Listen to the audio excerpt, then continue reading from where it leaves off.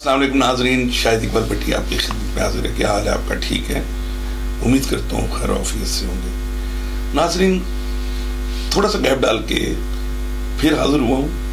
کچھ باتیں آپ سے بہت ضروری شیئر کرنی ہیں، اور آج تقریباً رمضان کی 9th ہو چکی ہوئی ہے اور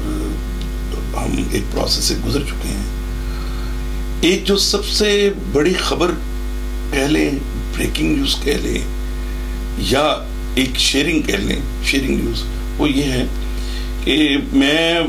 تھورولی چیک کر رہا تھا اور میں اس پہ بہت اسٹڈی کر رہا تھا کہ یہ دب گیا لیکن کل سے پھر یہ بڑا ہاٹ ایشو بن جائے گا، وہ ہے ٹائیگر فورس۔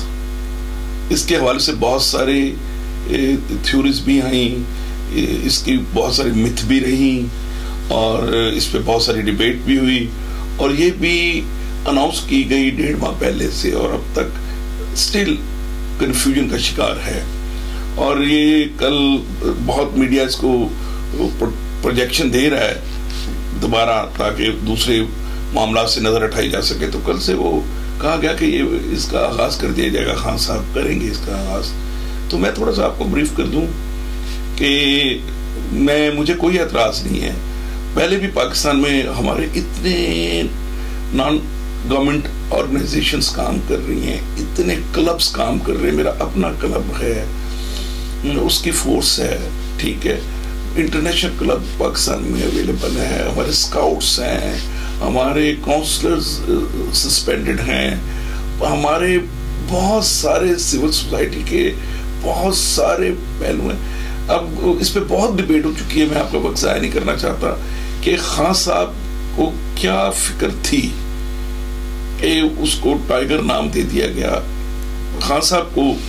مولانا طارق جمیل صاحب کئی دفعہ کہہ چکے ہیں کہ آپ سونامی کا لفظ نہ یوز کیا کریں۔ پہلے انہوں نے کہا، پھر انہوں نے کہا کہ آپ جو ہے لاک ڈاؤن کی باتیں مت کیا کریں، پھر انہوں نے سمجھایا خان صاحب کو، سبھی نے مل کے، اور علماء کرام نے بھی اور مفتی منیف صاحب نے بھی کہا کہ یہ لڑنے والا کام جو ہے کرونا کے ساتھ، یہ اللہ تعالیٰ کا امتحان ہے، ابھی تو عذاب نہیں امتحان ہے، تو اللہ کے امتحان سے لڑا نہیں جا سکتا، بچا جا سکتا ہے دعائیں کر کے، معافی مانگ کے، سجدے کر کے۔ خان صاحب بہت صوفیزم پہ ٹرسٹ کرتے ہیں لیکن نام ایسے چوز کر لیتے ہیں۔ تو میں چونکہ خود ایک سمارٹ سیف کے نام سے، SYF سیف کے نام سے سمارٹ یوتھ فورس کی لانچنگ میں نے کر رکھی تھی، تو اگر خان صاحب بھی کوئی ایسا نام چوز کر لیتے، ایلیٹ یوتھ ایلیٹ فورس کہہ لیتے، سمارٹ فورس بنا لیتے، اور وہ صرف اور صرف انہی بندوں پہ مشتمل بچوں پہ ہوتی جو بے روزگار ہیں اور پڑھے لکھے ہیں، ٹھیک ہے، نہ کہ اس میں نرسز کو، ڈاکٹرز کو، پروفیشنل کو۔ اب اس میں کیا سسٹم ہے کہ آپ SMS کرتے ہیں، اور SMS میں رجسٹریشن آپ کی پورٹل پہ جا کے ہوتی ہے، اور پھر میسج آتا ہے جی کہ آپ جس UC میں رہتے ہیں آپ کی رجسٹریشن ہوگی، اور اس UCs کے لوگ آپ سے رابطہ کر لیں گے جب آپ کی ضرورت پڑے گی، اور آپ ایک رسکی کام کر کے پاکستان کی عوام کی خدمت کریں گے، فی سبیل اللہ رسک لیں گے، سبھی لوگ 10 لاکھ سے زیادہ لوگ رسک لیں گے پرائم منسٹر صاحب کے کہنے پہ، اور وہ بھی فری آف کاسٹ میں، کوئی پیسہ نہیں ہے، صرف ایک سرٹیفکیٹ دیا جائے گا جو ڈپٹی کمشنر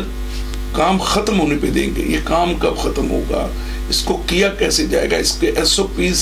وہ ڈیفائن نہیں ہیں۔ تو میں ایک ریکویسٹ کروں گا کہ اس کو پورے پاکستان میں لانچنگ سے پہلے، سندھ میں الگ اس کا مسئلہ ہے، ہمارا گلگت بلتستان جو ہے وہاں پہ اپوزیشن نون لیگ کی گورنمنٹ ہے، وہ الگ مسئلے ڈال رہے ہیں، آزاد کشمیر میں الگ مسئلے چل رہے ہیں، سندھ میں الگ مسئلے چل رہے ہیں، تو نام ہی بدل لیتے، ٹھیک ہے، سمارٹ رکھ لیتے، ایلیٹ رکھ لیتے، یا کوئی اللہ تعالیٰ کے ناموں میں سے، اسلامک ناموں میں سے کوئی عربک نیم رکھ لیتے، جیسے احساس پروگرام رکھا، اچھا نام ہے احساس،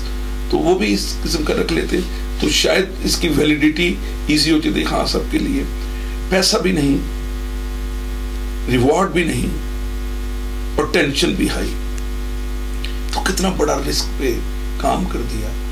تو میری گزارش ہے جو آج میرا پروگرام سن رہے ہیں کہ اس پالیسی کو ریویو کیا جائے, اس کا نام بدلا جائے. میں بار بار خان صاحب سے کہہ رہا ہوں کہ وہ صوفیزم آکسفورڈ کے بعد وہ صوفیزم میں جا رہے ہیں, تو وہ جو ان کے رفقا کار ہیں جو اسلامک پوائنٹ آف ویو سے بہت ساری ان کو گائیڈ لائنز دیتے ہیں, تو ان سے فال نکلوا کے اس کا نام ہی رکھ لیتے. اگر یہ کرنا تھا پھر کم از کم ان کو